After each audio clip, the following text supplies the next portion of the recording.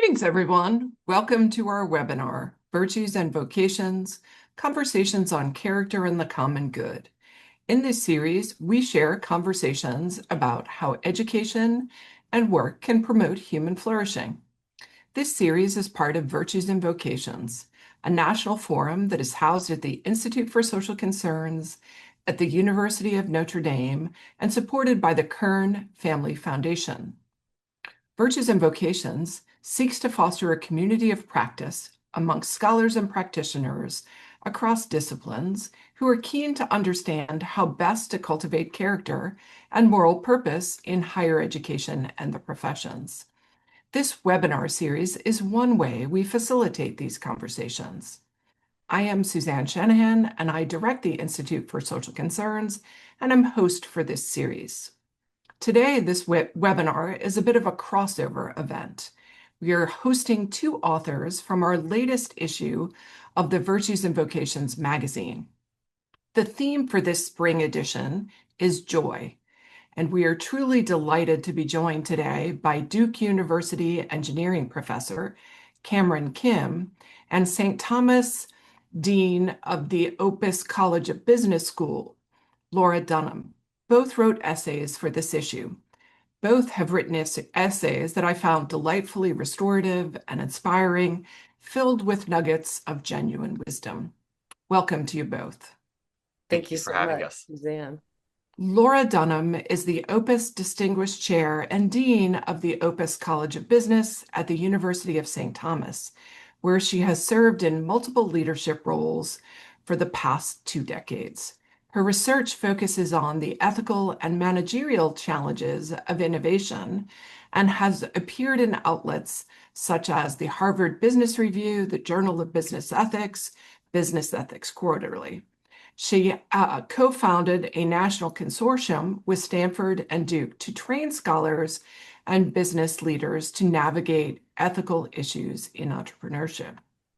Cameron Kim is an assistant professor of the practice in biomedical engineering and the associate director of undergraduate studies at Duke University. Associate faculty in Duke Science and Societies Initiative and a member of the Duke Center for Advanced Genomic Technologies. He is co-director of the Biomedical Engineering Education and Teaching Lab, BEATLE, that's a very good acronym, where his current work bridges biotechnology education and ethical responsibility, focusing on equipping future engineers with the tools to address ethical challenges in emerging technologies like gene and cell-based therapies. So welcome to you both, and thanks again for joining me today. I would love to jump in and ask of you, each of you, maybe starting with Laura, to take a couple of minutes and share with the audience sort of how you came to this work at the Opus College of Business and at Duke University. Sort of what's the background motivation for you in this work? Yeah. Well, thank you so much, Suzanne. Thank you for having me here. I would say my background is rather circuitous, a circuitous route to get here. I tell my students all the time who are fearful about making that first choice after graduation that I was a bit of a professional vagabond myself and found my way. So, so I did a number of things when I left school. I was a liberal arts kid, didn't know what I wanted to do with my life, worked on Capitol Hill for a little while, worked in advertising for a little while. And throughout my life, I'd always been involved in theater. So when I was in my 20s, a couple of friends and I started a theater company that became quite successful in my hometown of Richmond, Virginia. And it was at that moment, actually, that I became exposed to business for the first time because we were an entrepreneurial venture. We had to find funding, we had to market, we had to build an organization. And when we eventually merged with the large theater in town, we were their second stage. I decided I want to go to business school of all things. And so I did. I went to the University of Virginia, Darden School of Business. Met my husband there, went off and worked in consulting for a few years, and then came back to get my PhD. So I've had, as I say, a circuitous route, but I think the theme that holds it all together is I'm a real believer in human agency, in creativity, in entrepreneurship. And as a liberal arts major, I was always a little suspect to some of the stuff going on in business. So I always really want to understand how we infuse not only creative and entrepreneurial thinking in business, but ethical thinking. That brought me to Tom Byers and John Feld at Duke University. Tom is at Stanford, and we sort of met and talked about what it means to be an entrepreneur who also cares about the ethical issues that they're confronting. So I'll stop there. I think you get an idea. And I've been at St. Thomas for 23 years, so I've managed to find a home that embraces creativity, thought, strategic thinking, and ethics. So. Well, that is quite a journey. From liberal arts theater all the way to business school. So fabulous. I love that. Cameron, how about you? I first of all just have to say that I also had my quick little theater stint when I was an undergrad, and I think that that also has helped a little bit just with some of the presentation and the work that you get to do as a faculty member, particularly with teaching. I think maybe just to slightly contrast Laura's, I feel like my journey, at least to my current position here at Duke, was actually very linear and kind of the weirdest of ways. It's almost like the ideal, right? I started my undergrad, I was here at Duke for my undergraduate. Right next, then I went on to my PhD at Stanford in bioengineering. It took 3 months later from graduation to the start of my PhD, and I was privileged to start my faculty position here at Duke right after my PhD. Granted, it was July 2020 when that started, so it was a it was an interesting start to any faculty member's career. But I then sort of, I think about where I've been for the past 6 years as a faculty member at Duke, and that's been just the most nonlinear pathway ever. And I always tell the students as well, like, I'm a hypocrite in some regards because of how linear my journey was to here. But I find that as I'm at this point in my career, I'm still trying to figure out what I want to be, you know. And I think that what has been the stable disposition is truly finding an excitement for learning, finding a joy in what's going on in the world, keeping my mind open to the different technologies, the different tools, and the work that we have going on. But what I learned in my PhD and even in my undergraduate as an engineer is that we rarely get time to actually pause. We rarely get time to reflect on the why of what we're doing. And it's sort of that line of, I think it's Jurassic Park, sometimes the scientists thought so hard whether we could, whether that they actually stopped to think whether we should.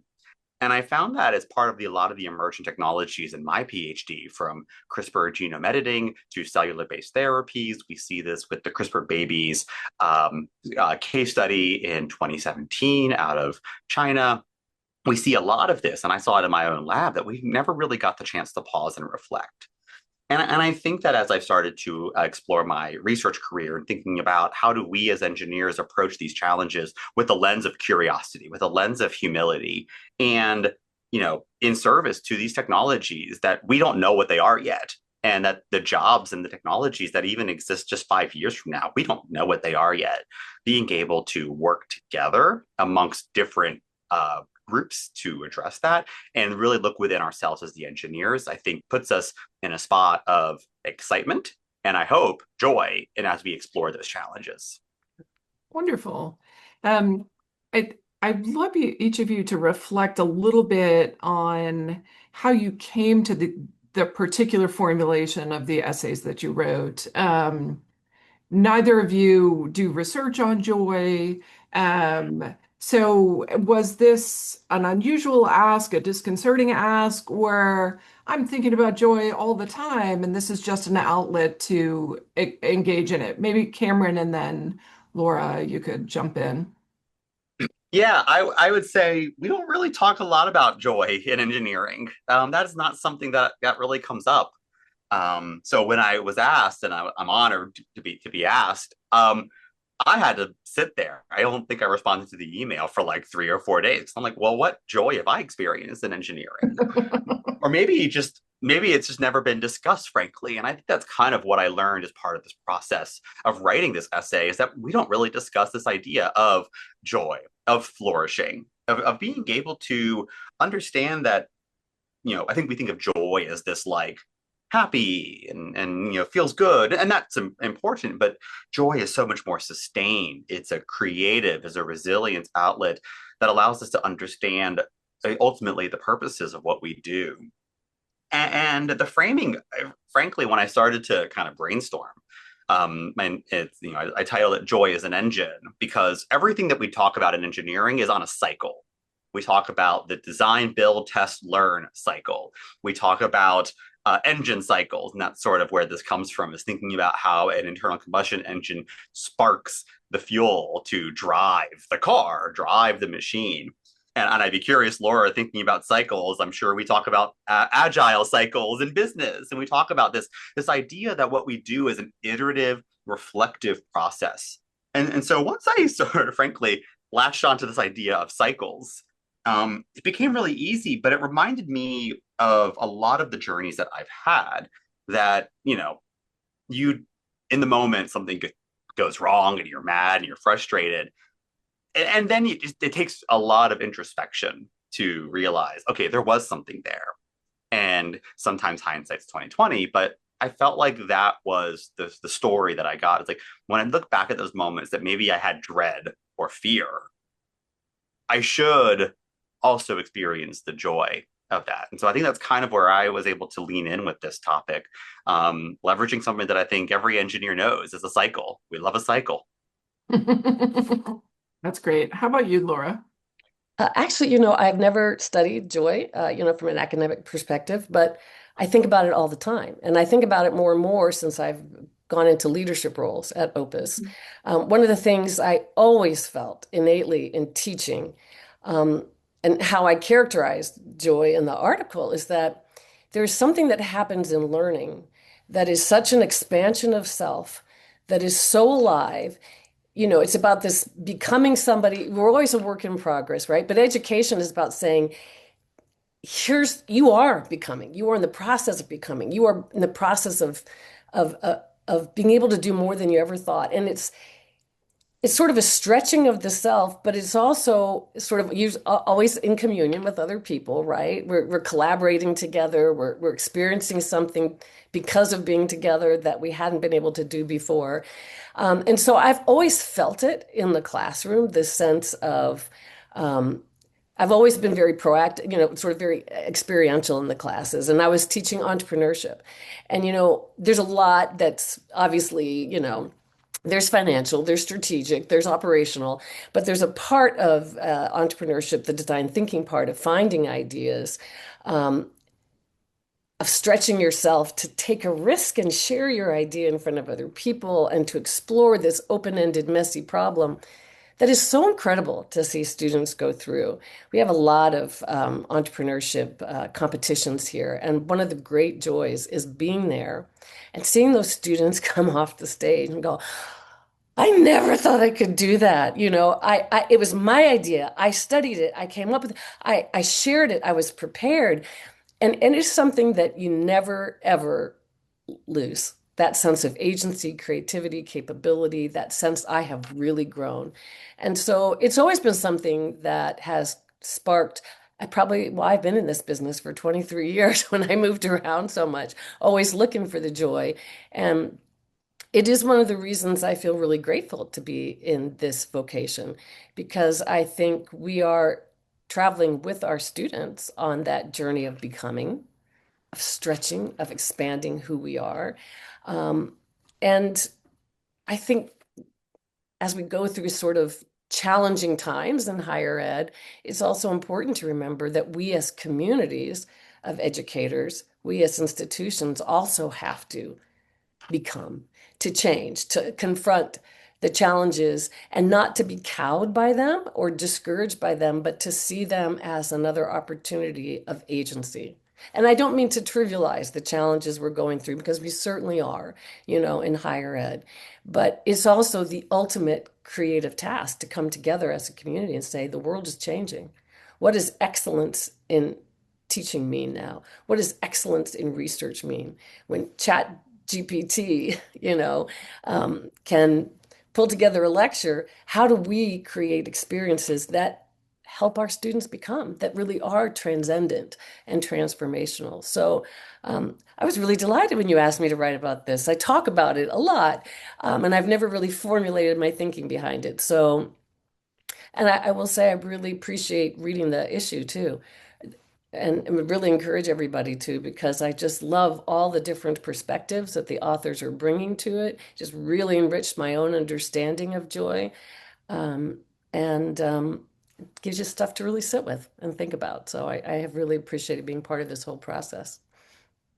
Wonderful. Laura, I'd love to dig in on a couple of pieces of your essay that I found just really striking. And the first one is really how you set it up at, sort of this notion of a new year, Yeah, and the orientation of students. And you have this quote where you say, each September, as the first cool notes of autumn enter the air, I am reminded of the joyous fact that those of us who work in higher education get to live by the rhythm of our childhoods. yeah, Every fall brings a fresh start, a new academic year, new students, new hopes and possibilities, new opportunities to grow. And as someone who absolutely loves the first day of class every single year, I'm just reminded of the privilege of this opportunity and this possibility for renewal and the hope that that brings each year.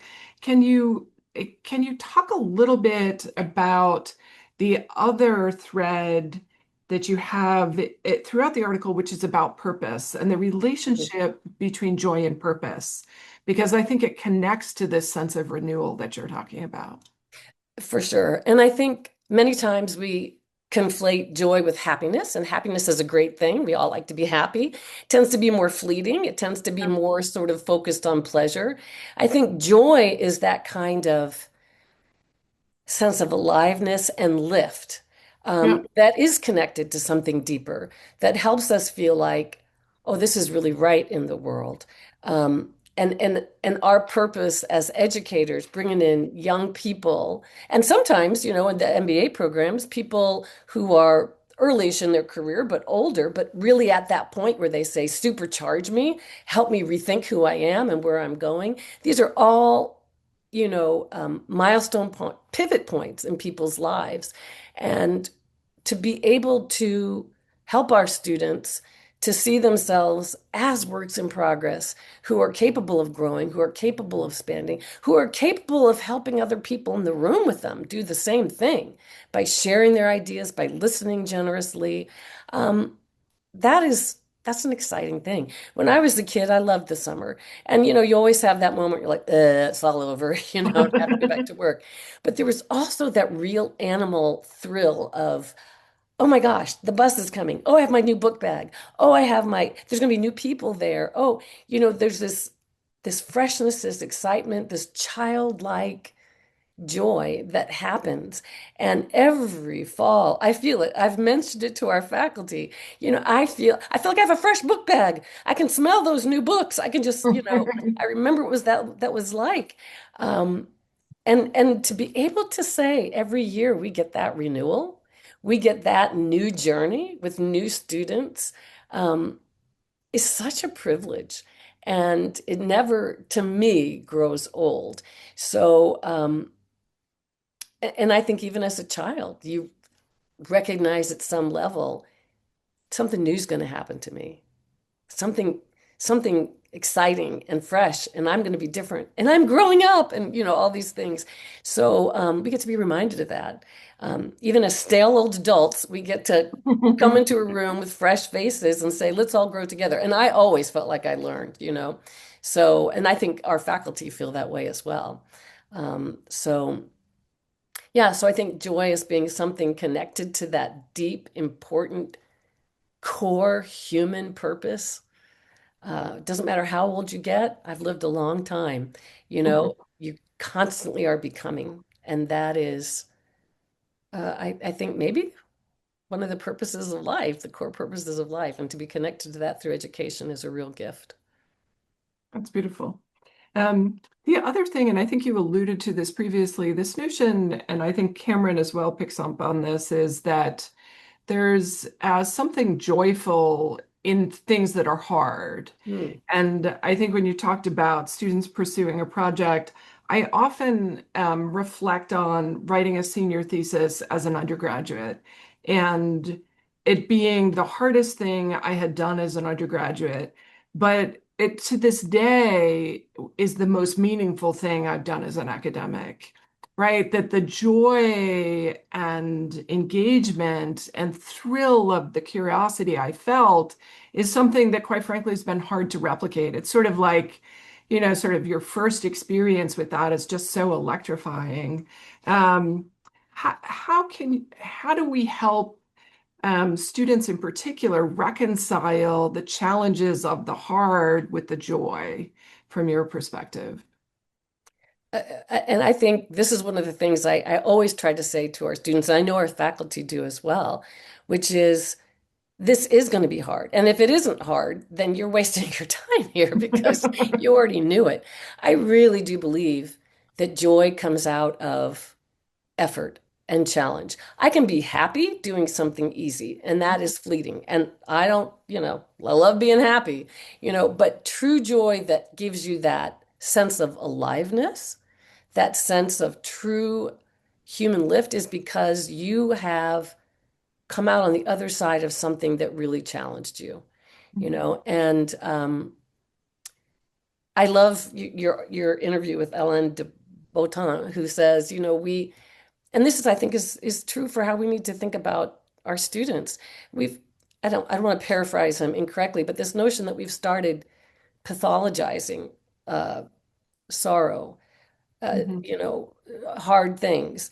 Um, they are a part and parcel of life, right? When you know you're on that journey, and these are waypoints you will go through at some point, but on the other side is a different person who's experienced the world in much richer, deeper ways, and who will see what they come to next in those much deeper, richer ways. That's now I'm not going to say I've never quoted Alain de Botton because I hadn't really read him much, but I will after your interview because I thought it was so interesting. But this notion that challenging yourself is growth, and growth is life, So let's not be afraid of it.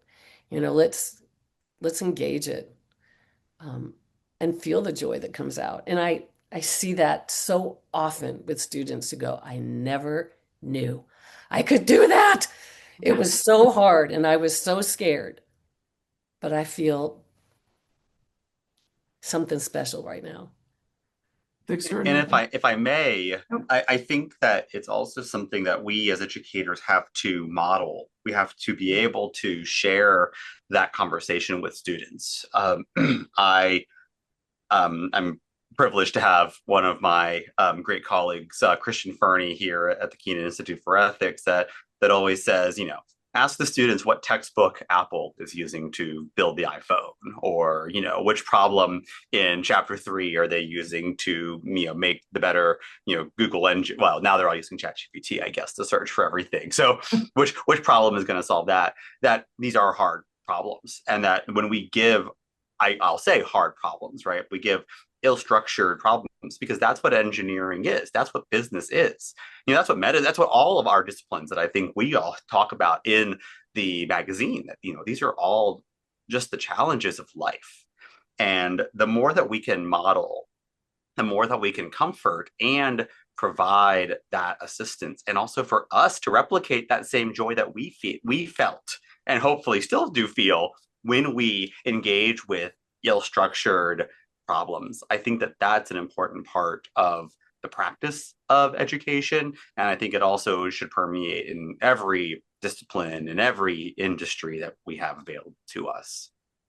so to pick up on that a little bit, Cameron, you have this wonderful line about the nature of engineering education where you say we reward rigor, not curiosity, efficiency, not awe. And so at many points it feels in your articulation that there are significant structural barriers to the kind of um, lived experience you are trying to forward. You start with this just profound line where you say the mechanical and the moral are intertwined, right? And I wonder if we surveyed the universe of engineering educators, how many would think that, or would, more importantly, enact that on a daily basis. What do you see within engineering education as barriers to the really eloquent vision you're offering? Well, we don't have to look too far to actually look at the research and what the literature tells us around what is happening within engineering education. Aaron Seck's Culture of Disengagement in Engineering Education from 2013 highlights that no matter where our engineers are coming from, whether it is the largest of public schools or the smallest of private schools in engineering, that our engineers are leaving with less will toward humanity. They are leaving without the same care of society, right? That there is something systemic within the engineering education structures that does not reward awe. It does not reward joy. It doesn't reward curiosity. And this has been, followed up. We have many evidence of students and being interviewed saying, I'm torn between being a good student, a good thinker, and a good engineer. That clearly something says that these are not the same identity. We see this in so many different cases, and I think it requires us, especially those of us that hopefully did find joy in engineering through our research, through our coursework. It really requires us to reflect and understand, why is that the case? I think it's because it's, first of all, it's easy to discretize a lot of engineering problems. It's easy to say that solving this equation or memorizing this formula is what engineering is. And I think that, sure, that's a part of the problem, but it's exactly that. It is a part, it is not the whole. And the more that we are able to recognize that all of the decisions that we make as engineers are both technical and moral and ethical, that the decision to use titanium versus ceramic as a hip replacement is one of technicality, which is the better material, which leads to better host immune response interactions. But also, where does that titanium come from? We are not alchemists yet, and so we have yet to just, apparate titanium. It comes from places where there is subjugation of child labor. We need to think about that more. And we also not just need to think about that, we need to teach that too. And so a lot of the efforts that we have been trying to work on here at Duke and biomedical engineering is to integrate ethics everywhere throughout our curricula, because we recognize that these are not different scenarios. These are not different dilemmas. We want the best of technology, that also requires wanting the best of humanity. And I think the more that we are able to continue that conversation and foster that, to recognize that they are one and the same, I think that when we train our engineers for these future technologies that don't exist today, we may be able to actually have that human element, get out of that culture of disengagement. Great. And if I might just jump in there, I mean, I think in this day and age, as we're watching AI, and not again knowing where exactly it's headed, I say to my students, don't set yourself out to be a technician. You know, ChatGPT can be a technician, Claude can be a technician. It is about the human and how we incorporate these tools into a richer way of thinking about what they're trying to accomplish and who they're going to impact and the long-term consequences. So I think it's more important than ever, than it has ever been. I do remember years ago when I first came and talking to a colleague who had been at St. Thomas for a long time and, lecture, kind of thing. And remember this person said, well, this job is all about drilling content into students' heads, which I thought at the time was like, that's kind of violent sounding, but also really deadly. It is about teaching people to think. And as you say, Cameron, teaching them to think in very complex ways, not just the technical, but the moral, and the human. And so I just think the place we're in right now demands it. I mean, we have no value in the future if we're not creating experiences where our students truly become complex human beings capable of handling open-ended questions in pro-social as well as, business valid, engineering valid, but also pro-social, pro-human ways.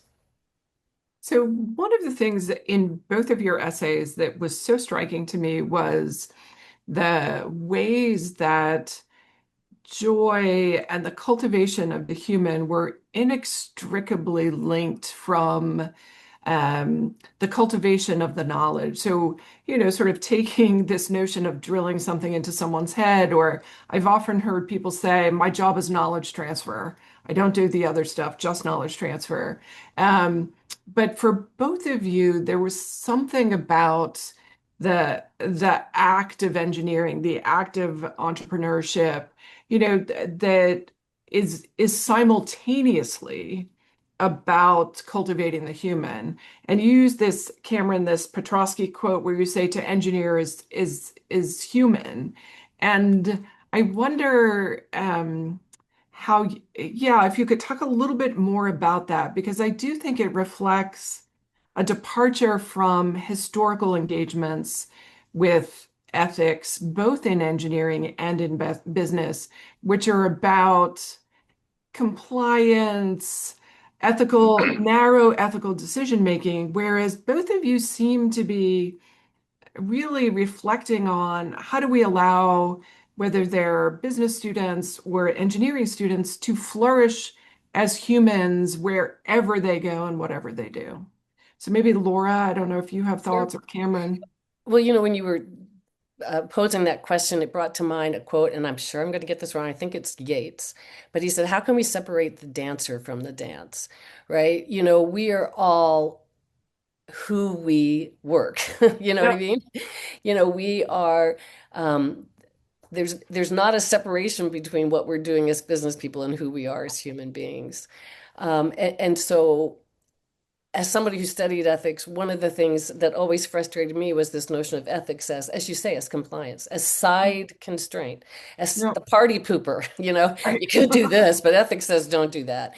Whereas if you look at it as fully constitutive of great and wise decision making, it yields new truths to you about better ways to do things, about ways that, that make the titanium question thoroughly embedded in that whole decision-making process.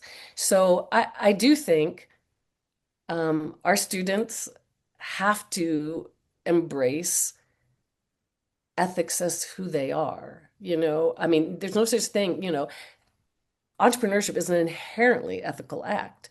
When you think about how it's impacted at the societal level, at the organizational level, at the individual level, every decision is rich with ethical content. And we have to celebrate that, and we have to educate people who recognize that and embrace that. Um, and so that is one of the great joys of being at a Catholic school. We do get to wear our values on our sleeves, and we do get to say, this matters. Does this advance the common good? Is this the kind of leader you want to be? Wow, sounds like a great decision, but what are some other things you might want to think about in terms of who it's impacting or what principles it's reflecting as you as a leader? So, yeah, That's so I great. think Thank you. we can't separate the person from the action. I love the Gates quote. So, I hope it's Yates. I'll have to look that up. Cameron? But I would just add on to that. I mean, I think that in engineering, I mean, just going back again to this, um, like this separation that exists. I mean, again, this culture of disengagement that Aaron talks about. It there's a lot of research, and I can kind of hint at many different folks in the space that when we think about engineers that come from underrepresented backgrounds, whatever that might be, that there is this push for the identity of being an engineer more important than their own identities, be it a female engineer or a Black engineer, that it's more important to be engineer first. And so by wiping away all of our humanity as part of this process of growing, this is something that we are cultivating in engineering education. And that is the concern when we say, to engineer is human. I don't know. Unfortunately, I did not get to meet Cameron Petrosky before he passed away a few years ago. But I wonder how controversial that statement was when he wrote that book in 1991, because I think that it's something that we foster as part of this. And I think that reminding ourselves of the humanity, reminding ourselves of our own identity, and reminding ourselves of our own role in flourishing for a better society. What I love about what Henry does in the book as well is he talks about, of course, he's a civil engineer, and he was a civil engineer and history professor, which I think is just an amazing combination. I wish I could ever had a combination like that. But he talks about these massive civil engineering disasters, Tacoma Narrows, Kansas City, Marriott Hotel Skybridge, like all these different things. But then he talks about the Crystal Palace.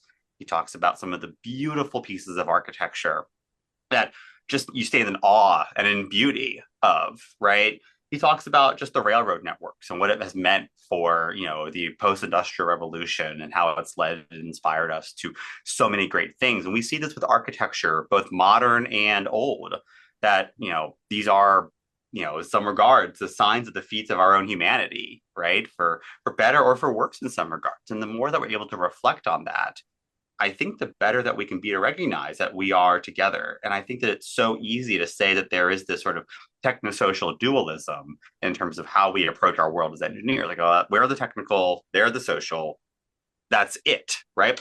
And I think that our cultures foster that. And we need to think about ways to do that, because every engineering decision is by its nature an ethical one. And we need to be able to wrestle with that, because otherwise, someone down the road is going to decide it for us. And these unintended consequences that happen as a result will look disfavorably on the engineers that designed it, but also us as us as humans. Um, yeah, I'm just so taken by the extent to which both of you very seamlessly integrate this notion of flourishing into your conceptualizations in two spaces that, you know this better than I, people don't usually think of as engaging in questions of morality or humanity in a thoroughgoing way. And so I wonder, Laura, you mentioned you're at a Catholic university. To what extent are you able to have conversations in that space that the national meetings you go to, colleagues nationally, internationally, are not having? And do you find receptivity to the kind of conversations you feel you're able to have given the Catholic mission, or not? Interesting. I think, and I've been, at St. Thomas for 23 years, that I'm definitely seeing far more of a shift in this direction than we ever Mhm. have before. And I think part of it is millennials and Gen Z, they care about purpose, meaning, sustainability, the ethical, moral impacts of business, of engineering, of geopolitics. They care about that. Um, I think we've left ourselves some really big messes in our world because maybe we haven't factored some of those dimensions into our decision making. And so I feel like I hear a lot more people talking about how do we infuse this better? How do we incorporate ethical thinking and, the moral dimensions of business decisions? I just think it's a very different environment than it was. I mean, finance maximize, the purpose of the firm is to maximize shareholder, value, and that can be a tough one, to pry open a little bit. um and I'm always like, let's try this one on for size. The purpose of the firm is to maximize human flourishing, actually. We talk about that.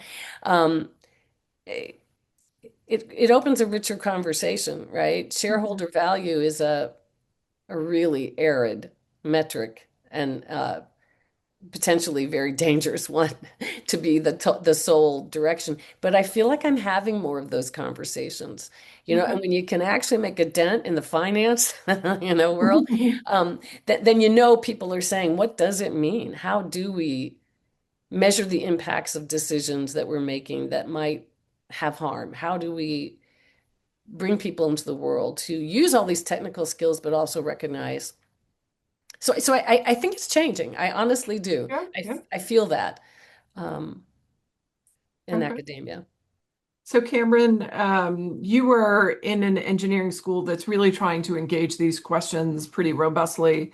Um, but when you step out into the real world of engineering, are you finding the same thing? And are you finding it, and correct me if I'm wrong, Laura, but that this in some ways is being driven by the students themselves, this new generation that's very committed to a set of values that's coming in. Um, Yeah, I mean, I'm fortunate here at Duke in the Pratt School of Engineering that we have a really concerted effort through a program called the Character Forward Initiative, which allows us to really think about what does character look like across the 4 years of engineering education. And Dr. Rajiva, who his PhD is training is in philosophy, sits as the leader to allow us to really bring together the interdisciplinary talk that we must have in order to really wrestle with this conversation. So I'm really privileged to be at an institution with this. I will say, I think outside, even at different institutions, let alone within sort of the discipline of engineering, I think that um, and maybe this is a cynical viewpoint a little bit, but I think that we're all having this existential, back to what Laura was saying, we're having this existential crisis around AI in education. And I think that we're tackling that. And I say tackling, and I'm using that word a little loosely and facetiously right now because I think that we're all dealing with this existential nature of what does this mean, and instead of and I think that there are responsible ways to innovate in the space of education and engineering and all this, but instead of being reflective, instead of understanding what's going on, instead of really convening stakeholders, I think frankly a lot of us are reacting, right? Which that reactivity is going to create a lot of challenges about how we actually prepare this next generation of students and engineers for this new technology. And I think it's going to create a culture of reactivity to any emerging technology. And I think this shows up in, many social sciences spaces, including the pacing problem and other situations like that, where, you know, and maybe this is also just academia in itself, is that we're all tackling the first problem that we can see immediately. And so there we go, right? Whereas I think if we were to really think about character and virtue and what is our vocation of engineering, what does it mean to serve society and humanity, I think that we'd be able to ask better questions around how do we handle this new technology? How do we handle the future of technology? And what does our discipline stand for? I think that that's something that I wish we were doing better about right now, because it doesn't, it's going, I think, right now to lead to a lot of inhibitions of what does a good engineer do. And I want to say also, because I've had the great good privilege of working with Ed Freeman. He was one of my advisors at UVA. People call him the godfather, the grandfather, the father, maybe don't want to say grandfather, um, of stakeholder theory, one of the first people to really explore that as a construct that we can use to embed more ethical thinking in the way we make decisions. And I have to say, there's been a field of people I've been really privileged to work with who for decades have been having these conversations, and not just at the academy, but with business leaders and managers in the middle of organizations. And I think so. So what I think is great is they're no longer whistling, against the wind or whatever, because what they're talking about, the field has grown because of major ethical mishaps decades ago, right? This notion that business had to be more responsible, had to be, thinking more deeply and richly about the impacts of their decisions. Um, So I do think there's been a lot of pioneers in that, and academics that they have raised to go on and have these conversations. So I think, we in the academy should be proud of the fact that there's a lot of people thinking about these things. When it becomes extra delightful is when, you see the younger people coming in and saying, "We embrace this. This is so Right. right," Yep. you And know. I would just say as well, back to kind of your question, Suzanne, yes, I think the students are driving a lot of this within engineering education. And that amount of introspection is really important. And I think it does require us as faculty to be retrospective, to really think like, what does this mean? So that we can be prospective about how do we better prepare for these new challenges.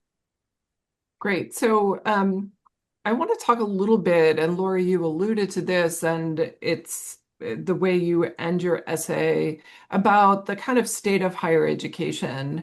And I just want to share with Cameron and the audience this particular quote that I loved. You say, in times like this, the joy of our mission becomes our engine. It reminds us that the heart of that mission is not stability, but transformation.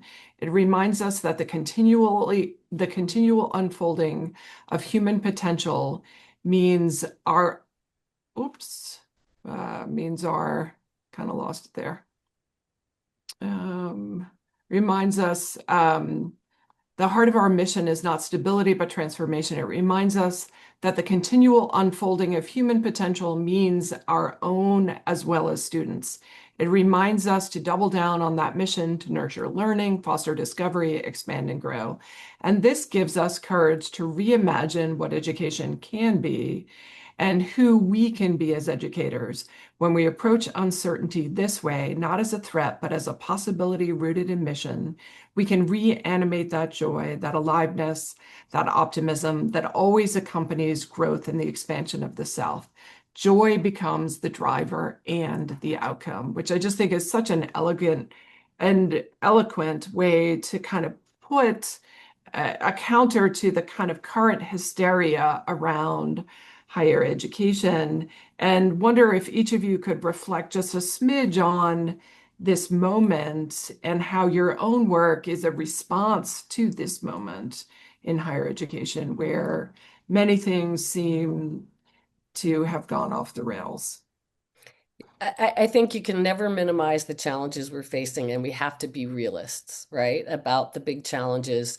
Not just AI, but the demographic cliff and the lower propensity of high schools, seniors to go to school. I mean, there's just a lot of things that we're confronting, and it can feel daunting. But what excites me the most is we've never ever had so much um, been had so much impetus, demand, mandate to really reimagine who we are, what we do, and how we create value in the world. The educational experience in a world of AI simply has to change. That's the burning platform. The exciting part is that means we get to engage together. And our faculty, I have to say, our faculty I really leaped into this. I mentioned in the article our Opus Way, which is the faculty grappling with what are the principles that have to guide how we create experiences that are AI proof, not teaching students how to use AI, but that have meaning and value outside of what you can get from a chat GPT or Claude or whoever. Um, to be at a point in time when you are required to innovate is a gift. It's so easy to slide along in our conventional wisdoms about what we should do and how we should do it. We can't do that anymore. And that is a little daunting, but it's also really exciting because there's nothing more human than facing change and saying, how do we flourish by embracing this change and bringing something new into the world?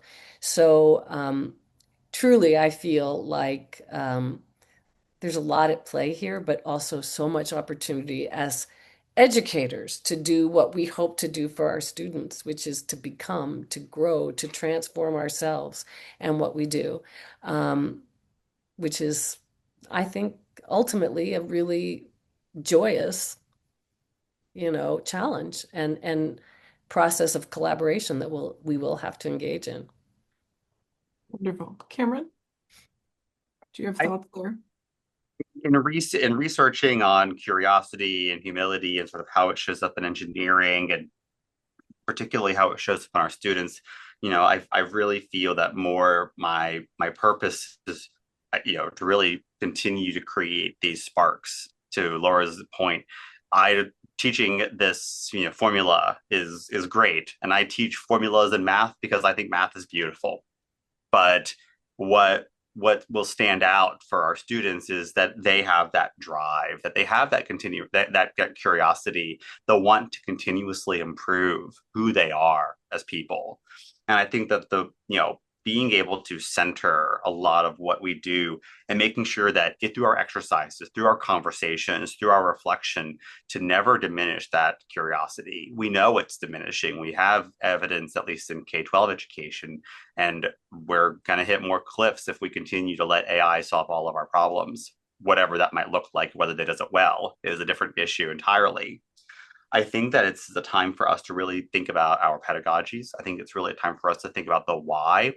Who do we want our engineers? Who do we want our business leaders to be in 5 years? Not what do I want for them to remember from my class. I think that that's going to help us to really center around why we do what we do. How do we foster, for me, this curiosity to continue to learn, to lifelong learn, and to push against some of the anti-intellectualism, but also, exactly as this magazine highlights, is to find the joy in the work that we do, to find the joy in the excitement in the unknown, and that this future should not be filled with fear, but with wonder. That's Well, beautiful. life is too short. I love this quote in Angela Gorel's article. She Mhm. says, cultivating the joy is about attunement to the good, Yep. and even in hard times, there's so much good. And we have to train ourselves to be finding it. Life is too short. We have to find the joy, you know. Wonderful. There are a couple questions teeing up, and so I'm going to put them out there and somebody can jump in. The first one is, are there particular things you do in your teaching to try to cultivate joy in your students? So particular strategies. I mean, I think the biggest thing that I do, again, and Laura hinted at this probably in the first 5 minutes, is autonomy, the agency to be a learner. I think, especially in engineering education, it's so easy to say, here's the textbook problem, and here's my problem set, and here's the quiz. But the beauty, I teach a mathematical modeling class, which inspires a lot of this work. Find models, go out there, see where the world can be mathematically converted, see for yourself what phenomenon excites you, having the agency to explore on your own. uh, I hope, at least, I hope it fosters a joy. I hope it fosters a wonder for what can be done, and not necessarily giving my own perspective about what it is, but to have students discover that for themselves and to find that uh, through their own agency. I think that's such an important part in the teaching process. And it's more transformative than I could ever lecture about. Yeah, I totally agree. And I hesitated because it's been a while since I've been teaching as associate dean and then dean. I meet with students all the time, but I would say one of the things that creates joy in a classroom is just connection. You know, we talk, one of the first principle is teaching the whole person, and which means not just making them subject matter experts, but helping them build skills and collaboration and communication, critical and creative thinking, um, helping them think about how they connect to this material in a personal way. Is this who I want to be? Is this the kind of leader I want to be? Our faculty have taken to just doing stuff. Students come in nowadays and they wear these. I greet them at the door at the start of the semester, and they're all coming in with their earbuds and their headphones on, and they sit in the classroom. And and they can walk out of that classroom after a semester with 30 other people and not have met anybody new, right? So we're talking about the fact that, okay, none of us got into this to be matchmakers, but we have to create friends in this classroom. Everybody has to meet somebody new on a regular basis because we're also asking them to do things that take a little bit more risk. Sitting passively in a room taking notes, nobody knows if you're paying attention. Nobody knows how well you're doing. You stand up and you share your idea, everybody knows, right? And to create safety, you have to create those environments where people trust each other and like each other. And And I think when I've sat in on classes where and I do periodically just for various things. They want to present something or, faculty are showing something.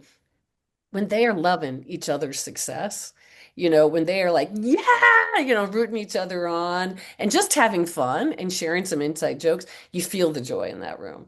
Yeah, So I do think fostering connection between our students as well as between faculty and students is a really necessary condition, I think, for joy in the classroom. wonderful.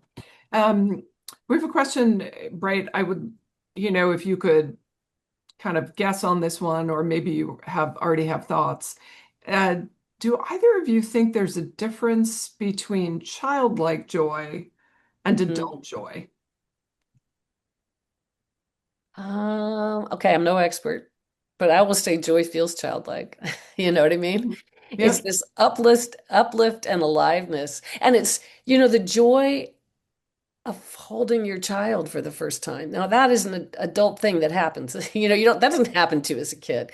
And yet that wonder, that amazement, that that is childlike wonder. That is childlike joy. So even the most adult experiences I can think of when I have felt joyful reconnect me to that person I was when the world was entirely new and everything was a new discovery and, you know. Yeah, it's nice. I think we just deal with that being and I guess as adults, we, have a lot more lived experiences and it causes us you know, to sometimes recognize the gravity of what happens, sometimes the seriousness of what goes on, right? And that's something that I think we should definitely highlight the importance of the gravity of what we do. But I don't know if the joy that we might feel as adults should be that distinct from the first time of discovering something or seeing what's next, right? Or that play element. Play is for everybody, in a world where we're trying to cultivate this type of joy. So I think there are some differences, but I think a lot of it's just lived experience and just what we now recognize as we start to understand the world more. Great. I wanted to give each of you a moment to either share a final thought or something you would suggest we all read. Hmm. Either one.